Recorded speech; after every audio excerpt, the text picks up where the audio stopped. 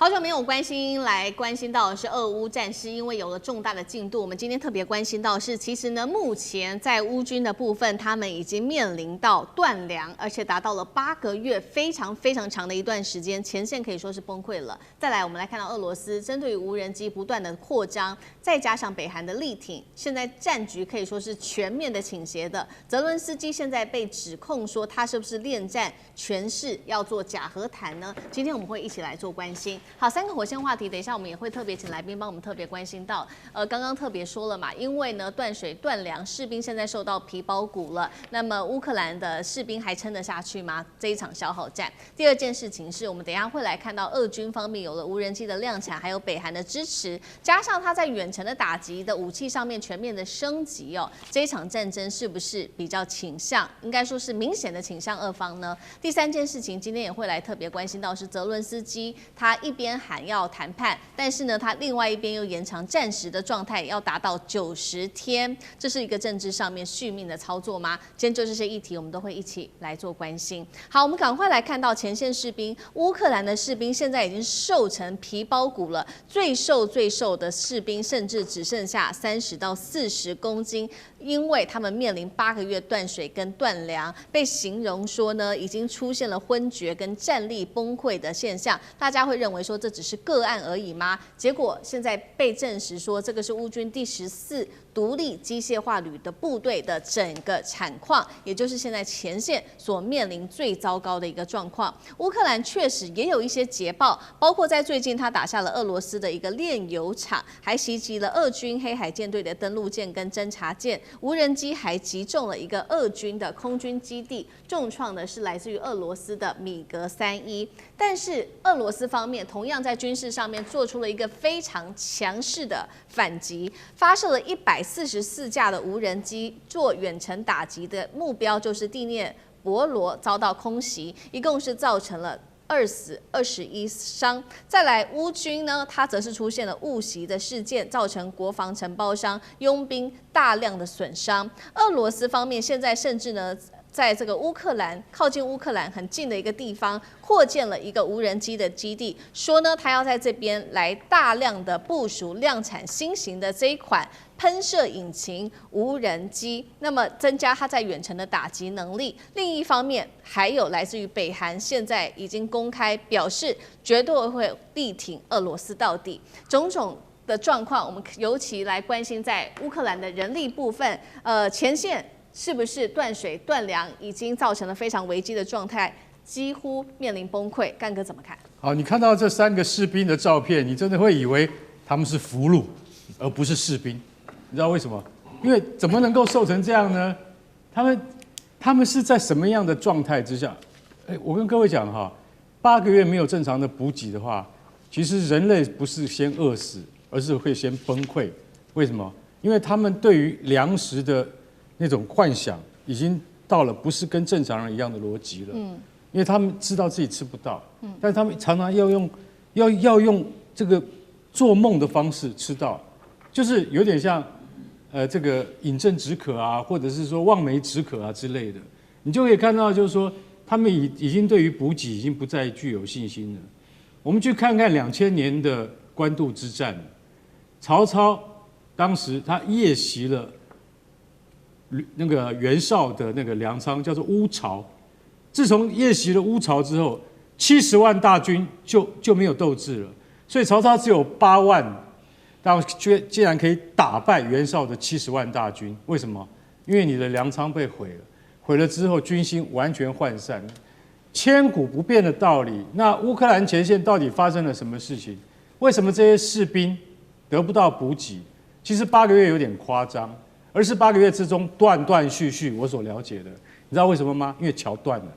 车子过不去。到最后你知道怎么办？出动可以载重的无人机，把油料、弹药跟食物，其中最重要的是食物，常常拿得到弹药，拿不到食物，是这样。常常有些人有食物却没有弹药，反正前线的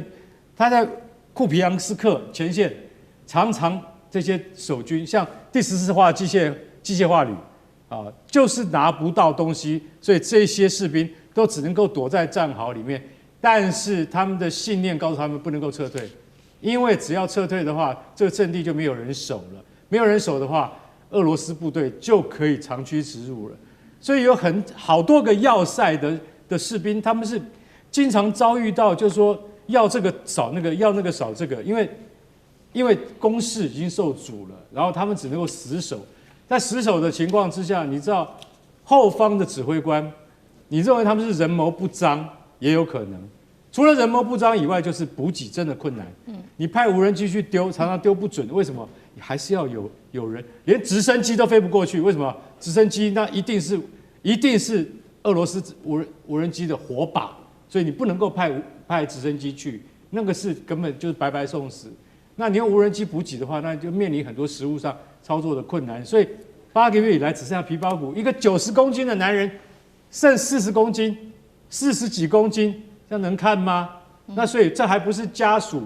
去公布的话，那世界上的绝大多数的观众还不晓得前线到底发生了什么惨无人道的悲剧。而且你知道现在他们在历劫归来之后，听说已经这个都获得了补给了，就是说短缺的部分已经获得补给，因为那已经建筑于世。那没有被公开的还有多少？你知道这些士兵现在回来要干嘛吗？要开始心理辅导，因为他们不是正常人，他们必须住在精神病院一段时间，因为他们已经不相信他们下次能够得到正常的补给，也就是他不再相信他所认知的世界。这场战争对乌克兰的打击是非常严重。好，这个是乌军前线的最新的状况哦。那另外一方面，我们看到俄罗斯刚刚说了嘛，他还建了这个无人机的最新的一个发射基地，在这边去大量的生产更多的无人机之外，还做这个远程火力的升级等等。还有北韩的支援加入。接下来这个俄乌的这一场战事，是不是越来越明显往俄军的方向来做倾斜，掌握优势呢？上这个怎么看？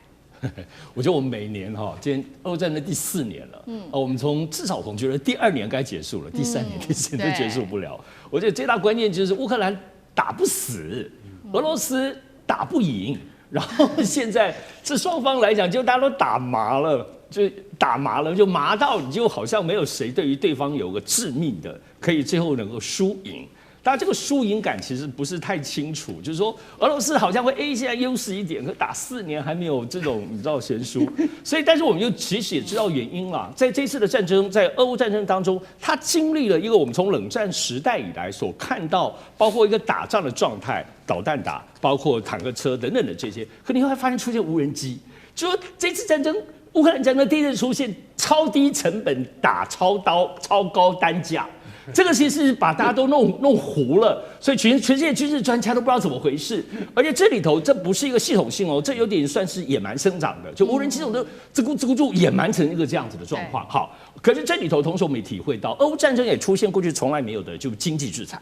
其实过去美国虽然都有部分制裁，但是这次的包括 SWIFT、包括货币的、包括北溪2号、欧盟等等的这种系统性的从软体到硬体的具体的经济制裁，我认为这是普丁在一开始打的时候没有想到的。所以他一开始可能打一打就想说就可以跟我下跪就结束了，就没有想到其实就有这样的问题。所以眼前到底对俄罗斯有没有倾向的优势呢？我始终认为军事这件事你要来看一些真的东西，就是来算钱。俄罗斯现在的状况都知道，这没什么钱哦，因为2025年他卖的黄金卖掉32亿美金，比他过去每年你知道卖的超过8倍。其实江湖上包括都说俄罗斯卖黄金好像卖到很多了，因为真的没有钱了。而且我们看到2个东西，最近这几天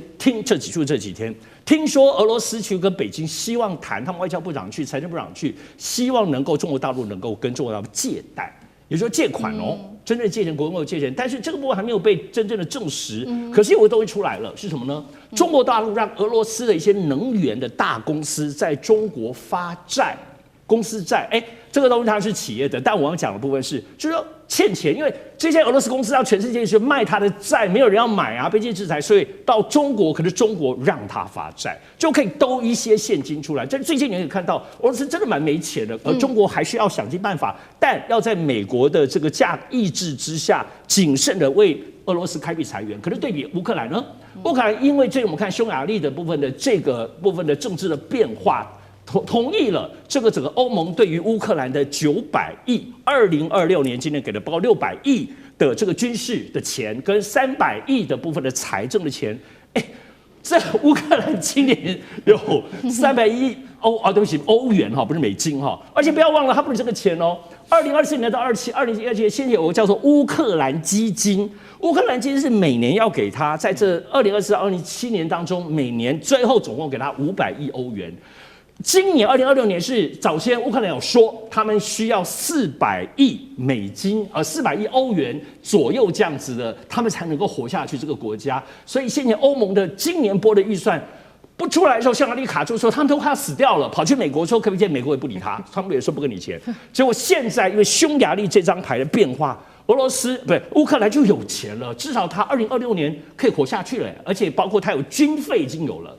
所以，我们说，其实，在军事上，我们看很多政治外交当中的这些政治的倾向性。可是，你就要来盘点这个两个的钱袋子。俄罗斯现在真的蛮没钱，所以要跟中国一直盘点，一直借。可是，乌克兰终究还有欧盟，到目前为止并没有放弃它。虽然欧盟要求你乌克兰，你不能有贪腐，你不能有其他的资源。我觉得看到这些刚刚这些照片上这些瘦弱的，很大的原因也可能包括贪腐啊，后方的这个资源没有办法补足上。所以这就是现在俄罗斯跟乌克兰的现况。好，现在看起来这个俄乌双方都去扩展自己的财源，看起来这场战争还会持续好一段时间。俄罗斯在中国这边辟财源啊，乌克兰得到了来自于欧洲的援助。但是我们也来看到，在政治上的动作呢，泽伦斯基在这个时候把这个战备的状态、战时的状态再增加天数，而且呢延长时间高达了90天。原本是在5月4号哦，现在确定会延长到8月2号，而且他还抛出一边他说要延长这场战争，但另外一方面他又说他想谈，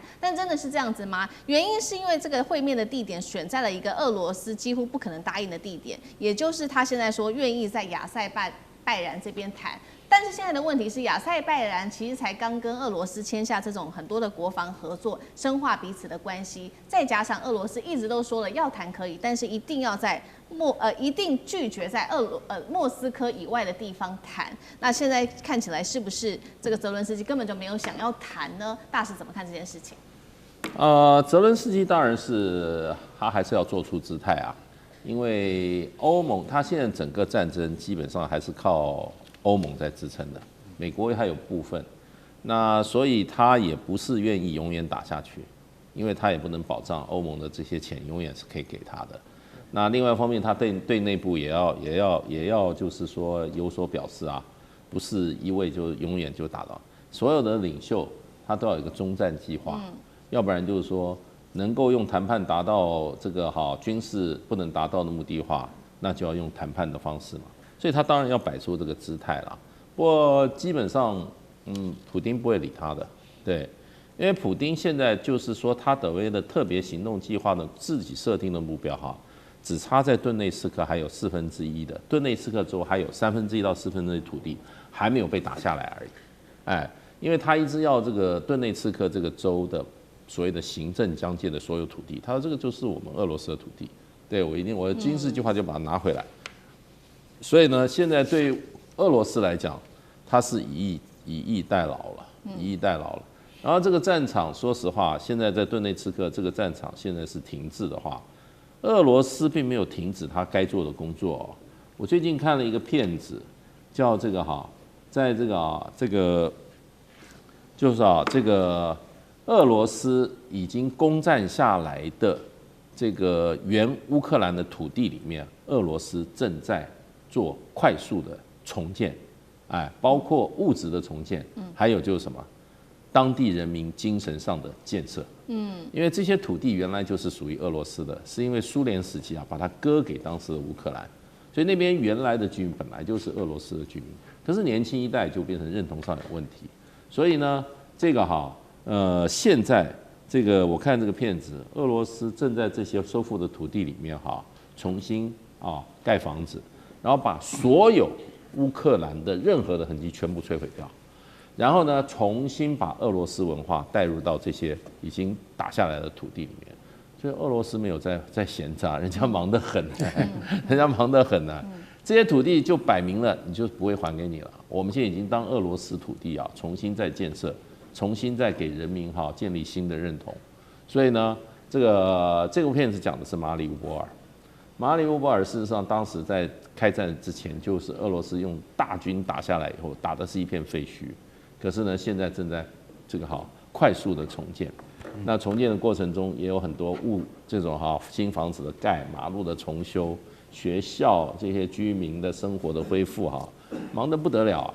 所以乌克兰事实上想要收回这些领土，大概已经是不太可能了。所以基本上，我觉得现在这个川普来讲，他也没想到美国又送他一个大礼，美国又去打伊朗，那不是让俄罗斯更可以就是说时间在我这一边，